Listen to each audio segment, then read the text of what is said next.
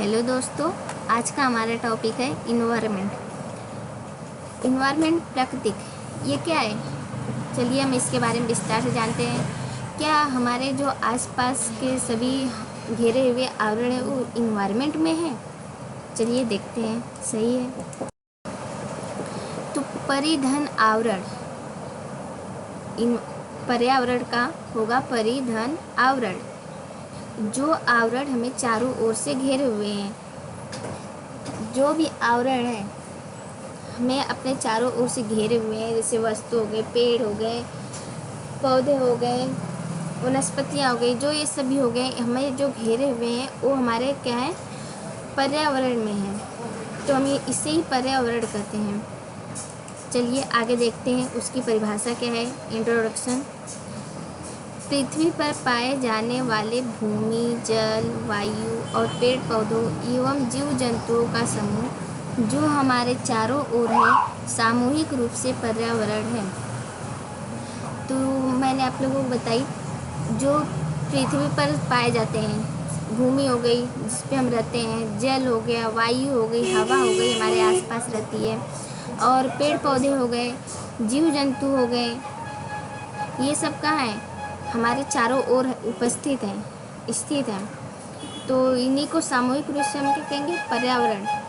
तो जो पृथ्वी पर जो भी पाए जाते हैं, भूमि, जल, वायु, पेड़ पौधे, जीव जंतु, इन सब के समूह को जो हमारे चारों ओर है, इसे हम पर्यावरण कहते हैं।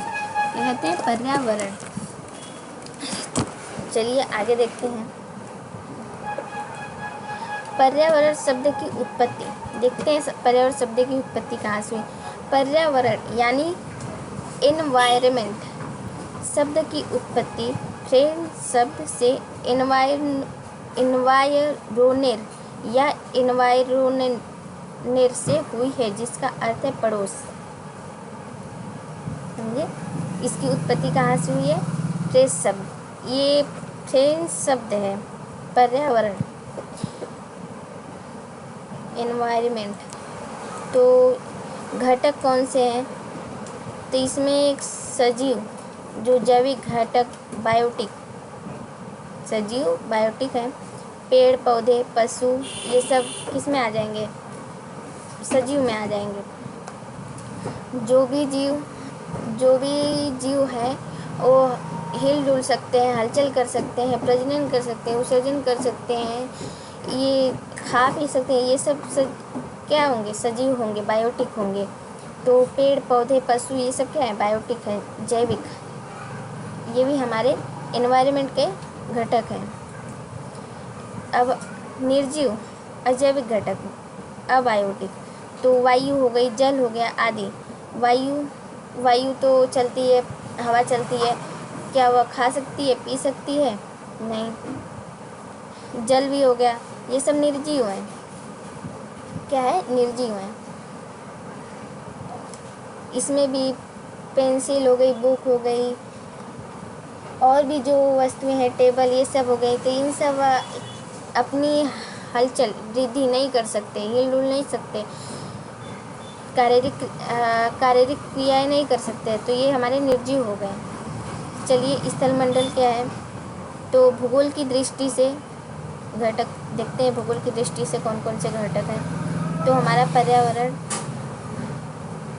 स्थलमंडल पर्यावरण में हो जाएगा, स्थल जिस पे हम रहते हैं, वायु जो हमारे आसपास है, वायुमंडल, एंड जलमंडल, जल जो संग्रहित है, नदी, तालाब, ये सब हमारे जलमंडल में आ जाएंगे। एंड हमारा जैवमंडल जिस पे हम रहते हैं, जो भी ये सब है, जलमंडल, वायुमंडल, स्थलमंडल, इन सबको ही मिलाकर हमारा क्या बना है? जैवमंडल। हम कहाँ रहते हैं? जैवमंडल में रहते हैं। अब जैवमंडल है क्या? पादप एवं जीव जंतु मिलकर जैवमंडल सजीव संसार का निर्माण करते हैं।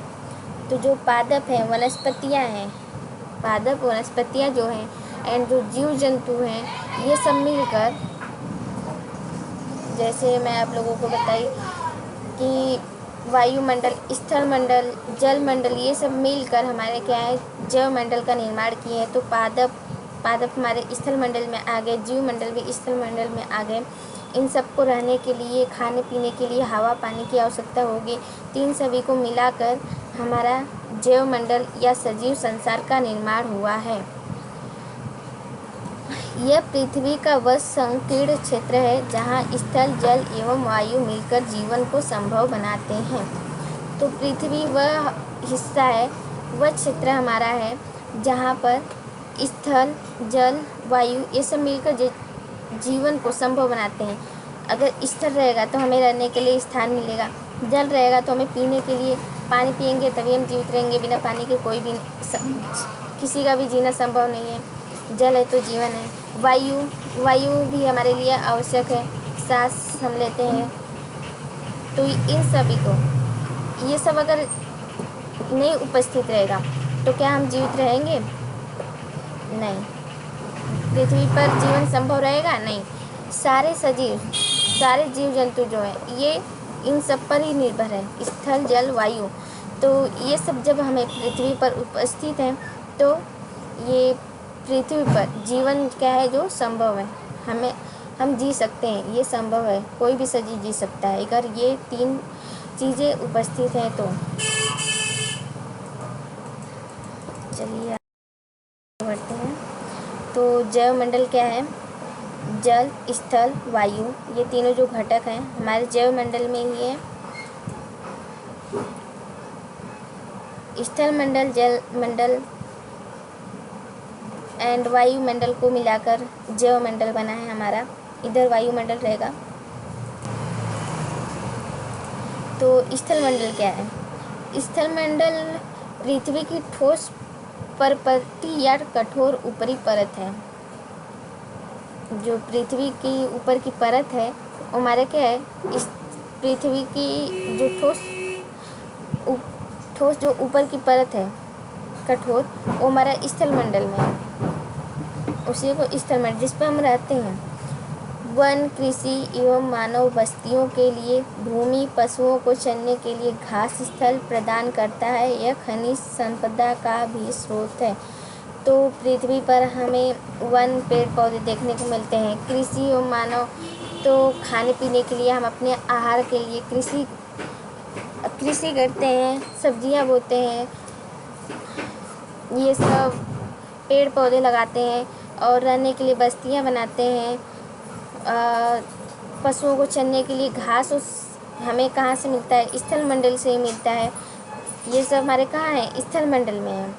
और ये हमारे खनिज संपदा का भी स्रोत है। तो जो स्थल मंडल है उसमें खनिज भी पाया जाता है। क्या पाया जाता है? खनिज पाया जाता है। तो स्थल मंडल क्या है? यह पृथ्वी की ठोस कठोर ऊपरी परत है जिस पर हम पेड़ पौधे लगा सकते हैं, कृषि कर सकते हैं, हम रहते हैं एंड पशु घास उस चरते हैं। ये सब हमें स्थल मंडल में ही मिलते हैं। स्थल मंडल पर ये सब संभव है। तो ये हमारा जो है खनिज संपदा का भी स्रोत है। यहाँ पे खनिज भी हमें मिल जाते हैं, उपस्थित है यहाँ पर भी खनिज भी। तो हमारा जल मंडल क्या है देखते हैं। जल मंडल के क्षेत्र को जल के क्षेत्र को जल मंडल कहते हैं। तो हमारे जो भी जल के क्षेत्र हैं वो हमारे क्या हैं? जल मंडल हैं। जो भी जल के क्षेत्र हैं जैसे समुद्र हो गया, तालाब हो गया, नदियाँ हो गई, नहरें हो गई, ये सब क्या है? जल के क्षेत्र हैं। तो हमारे जल मंडल में है। वैसे पृथ्वी हमारा 3 हिस्सा जल से भरा हुआ है और 1 हिस्सा बस भूमि है। नदी, झील, समुद्र, महासागर आदि ये सब जल मंडल हैं। यह सभी प्राणियों के लिए आवश्यक है। तो जो जल है वो जीवन के लिए आवश्यक है। जल ही हमारा क्या है? जीवन है। तो जल रहेगा तभी प्राणी जीवित रहेंगे। तो ये सभी प्राणियों के लिए क्या है? आवश्यक है। आगे हमारा है वायुमंडल। तो वायुमंडल क्या है?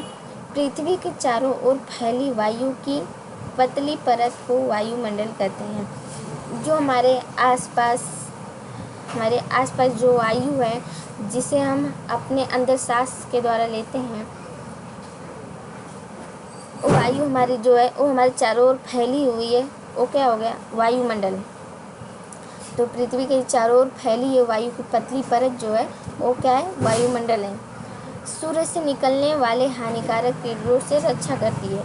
जो सूर्य की हानिकारक किरणें होती हैं, हानिकारक जो किरणें होती हैं उससे हमें क्या, ये वायुमंडल क्या है, हमें बचाता है, क्या करता है, हमारी रक्षा करता है। इसमें कई प्रकार की गैस, धूल कण एवं जलवाष्प उपस्थित रहते हैं। तो जो वायुमंडल है उसमें कई प्रकार की गैसें होती हैं। नाइट्रोजन गैस हो गई, ऑक्सीजन गैस हो गई, ये आदि और भी कई प्रकार की गैसें हैं, ये सब उपस्थित है हमारे वायुमंडल में। और उसमें धूल भी है उपस्थित, कण भी है, जलवाष्प भी है। जो भी जल हमारा ज़मीन पे है, सूर्य उसको वाष्प के द्वारा संग्रहित करता है, खींचता है अपने। तो जो पानी है वो जलवाष्प है, वो भी हमारा क्या है, वायुमंडल में ही है। तो वायुमंडल में कई प्रकार की गैस हो गई, धूल कण जलवाष्प, ये सब का है वायुमंडल हमारे उपस्थित है। वायुमंडल में परिवर्तन होने से मौसम एवं जलवायु में परिवर्तन होता है। तो जब हमारे वायुमंडल में परिवर्तन होने लगता है तो हमारे जो मौसम है, तीन प्रकार की ऋतुएं जो हैं उसमें भी परिवर्तन होता है। कभी गर्मी आती है तो ठंडी आती है, बरसात होती है, तो ये सब किससे परिवर्तन होते हैं। तो वायुमंडल में परिवर्तन जब होता है तब कहाँ होता है, जलवायु में भी हमारे परिवर्तन होने लगते हैं, मौसम में परिवर्तन होने लगते हैं। समझ आया वायुमंडल क्या है हमारा।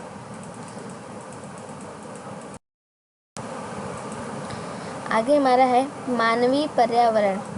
तो मानवीय पर्यावरण क्या है, मानव अपने पर्यावरण के साथ पारस्परिक क्रिया करता है और अपनी आवश्यकता के अनुसार परिवर्तन करता है।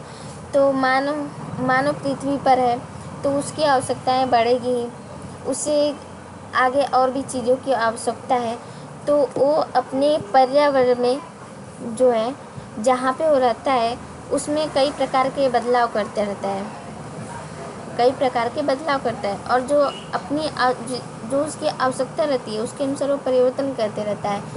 तो जैसे पहले मानव उतना कृषि नहीं करता था, उसे अब ज़्यादा अनाज की आवश्यकता होने लगी, और भी उसके दिमाग में और भी तकनीकी आने लगी, और भी वो सोचने लगा, तो आगे और भी परिवर्तन करने लगा। तो हमारा आज जो भारत देश है वो कृषि प्रधान देश बना है। एंड कई प्रकार के जो स्थल हैं उन सब का भी निर्माण किया है। एंड कई बहुत सारी वस्तुएं बनाए हैं जो आज मानव अपनी सुविधा के अनुसार कई परिवर्तन कर रहा है, आगे और भी परिवर्तन करेगा। फसल उगाना, पशुपालन, वाहनों का निर्माण, कारखानों का निर्माण इत्यादि का निर्माण करके आगे बढ़ने लगा है। तो फसल उगाना मैं आप लोगों को बताई, जैसे जैसे उसकी आवश्यकता बढ़ रही है वैसे वैसे वो फसल का उत्पादन कर रहे हैं, उगा रहे हैं और अधिक से अधिक। पशुपालन कर रहे हैं, जैसे गाय, भैंस, बकरी, इन सब का पालन कर रहे हैं।